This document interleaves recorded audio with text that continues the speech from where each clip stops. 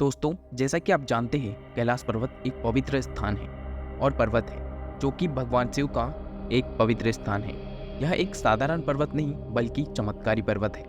शिव की महिमा अपरंपार है। कैलाश पर्वत को धर्म का प्रतीक भी माना जाता है। दोस्तों, ऐसी बहुत सारी जगह हैं जहां भगवान शिव के चमत्कार देखने के लिए मिलते हैं, लेकिन यह पर्वत खुद में ही एक चमत्कार है। दोस्तों, चलिए वीडियो को शुरू करते हैं। बोला जाता है कि आज तक इस पर्वत पर चढ़ाई करने में कोई भी विजय नहीं हो पाया है। दोस्तों, इस पर्वत का केंद्र भी एक रहस्य है जिसकी महिमा अपरंपार है। यह पर्वत तिब्बत में स्थित है। दोस्तों, इस पर्वत का इतिहास बहुत पुराना है। यहाँ एक ऐसा नाम प्रसिद्ध है जो हजारों साल पहले कैलाश पर्वत के शिखर पर पहुंचा था। आज हम इस वीडियो में कैलाश पर्वत पर चढ़ने वाले इकलौते इंसान के जानकारी के साथ साथ हम आपको कैलाश पर्वत के चमत्कारों से भी अवगत कराएंगे। दोस्तों, वीडियो में यहाँ तक आ गए हो तो अब वीडियो को पूरी तरह देख कर जाइएगा। दोस्तों, कैलाश पर्वत की ऊंचाई 6666 मीटर है, जो कि माउंट एवरेस्ट से कम है।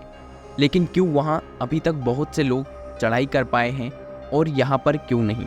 ऐसा माना जाता है कि इस कैलाश पर्वत पर सिद्ध और सच्चा इंसान ही चढ़ पाता है, क्योंकि दोस्तों यह पर्वत बहुत चमत्कारी है और कब यह अपनी महिमा दिखा दे यह किसी को भी नहीं पता। इस पर्वत का बहुत महत्व है। इस पर्वत को अजेय पर्वत भी कहा जाता है, जिसे कोई जीत न पाए, जो कि अजेय है, जिसे आज तक कोई जीत नहीं पाया है।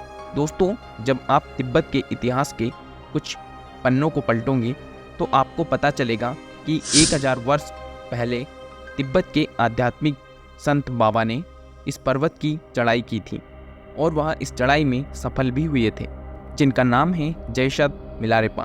यह तिब्बत के आध्यात्मिक गुरु थे जिन्होंने गहरी साधना और ध्यान से ज्ञान प्राप्त किया था और इनके पास चमत्कारी शक्तियाँ भी थीं। माना जाता है कि परमासंत मिलारेपा के गुरु थे, लेकिन जब मिलारेपा ने चढ़ाई में फतेह हासिल की तब परमासंत जो उनके गुरु थे वह उनके शिष्य बन गए। जब मिलारेपा पर्वत की चढ़ाई कर रहे थे तब उनके साथ एक और आध्यात्मिक संत थे। उन्होंने भी मिलारेपा के साथ चढ़ाई शुरू की थी, लेकिन कैलाश पर्वत पर थोड़ी ऊंचाई पर पहुंचने के बाद उस गुरु ने सूर्य की किरणों का सामना किया। उसी समय मिलारेपा ने कैलाश पर्वत के शिखर को छू लिया था और वहां तपस्या भी की थी। बताया जाता है कि मिलारेपा कुछ ही समय में शिखर तक पहुंच गए थे। उस चढ़ाई के बाद से मिलारेपा विश्व में बहुत प्रसिद्ध हो गए।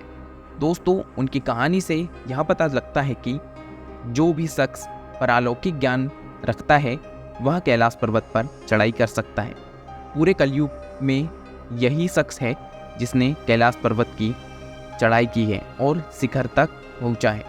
अगर हम थोड़ा इतिहास के पन्नों को पलटें तो 1926 में ह्यूजरलेट ने सभी साधनों के साथ, पूरे इक्विपमेंट के साथ इस पर्वत पर चढ़ने की कोशिश की, लेकिन मौसम के बदलाव और दिशाओं का भ्रम और समय की रफ्तार बदल गई और इसे विज्ञान समझ नहीं पाया और इस पर चढ़ाई बंद कर दी। इस पर कोई भी नहीं चढ़ पाया। इसके बाद भी बहुत से विश्व प्रख्यात पर्वतारोही इस पर्वत पर चढ़ने की कोशिश करते रहे पर चढ़ नहीं पाए। बहुत से लोग यहाँ चढ़ाई करने आए पर सब नतमस्तक हो गए। इस पर्वत की शक्तियों के आगे सभी ने घुटने टेक दिए।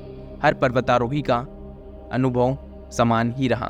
जब भी कोई इस पर्वत पर चढ़ता है तो उसकी रफ्तार बढ़ जाती है, उसके बाल, उसके नाखून बहुत तेज़ी से बढ़ने लगते हैं और साथ ही उसकी उम्र भी बढ़ने लगती है।